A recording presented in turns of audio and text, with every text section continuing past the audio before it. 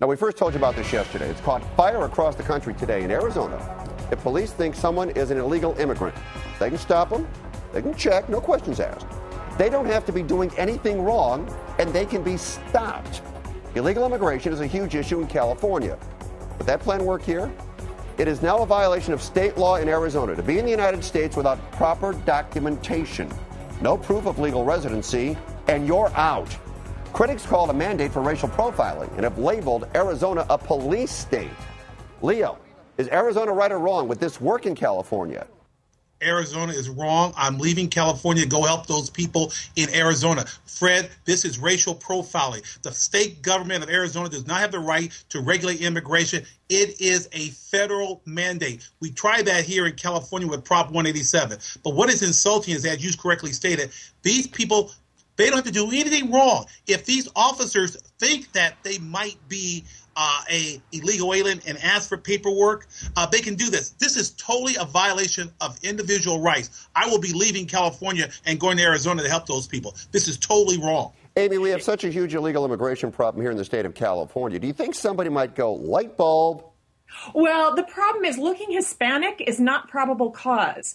And I hate the illegal immigrants. They're bleeding California dry. And we should actually check residency in schools and other arenas, healthcare, because, they're stealing from taxpayers there. But the idea that you can stop somebody just because they look Mexican, that's wrong.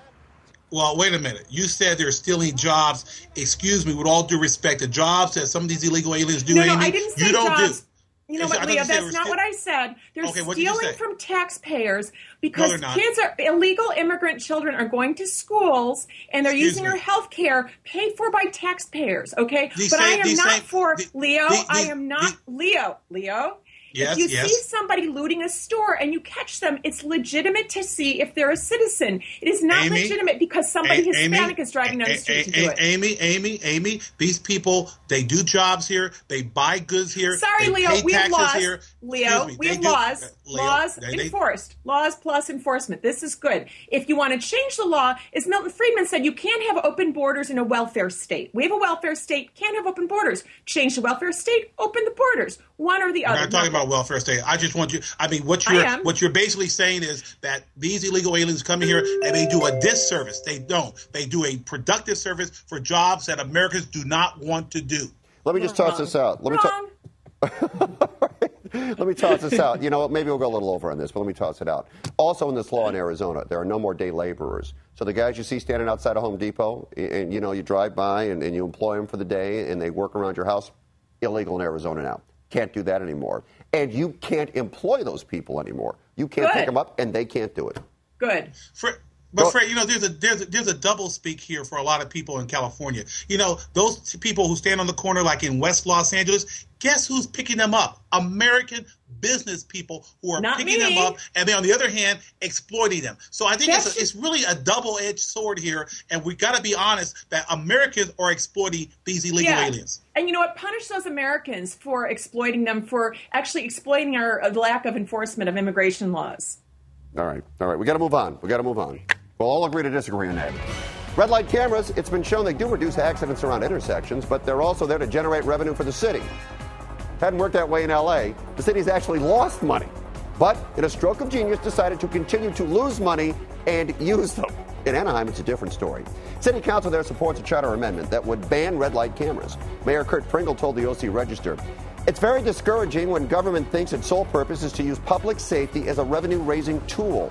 Voters in Anaheim will make the final decision." So, in Anaheim, they don't want to use them to make money. In Los Angeles, they lose money and continue to use them.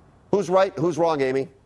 We shouldn't have red light cameras. There's a University of South Florida study. It found that these cameras make intersections much more dangerous. People rush through or they get rear-ended. And it's the public health motive, not the profit motive, should motivate our traffic decisions. And that's not what's happening.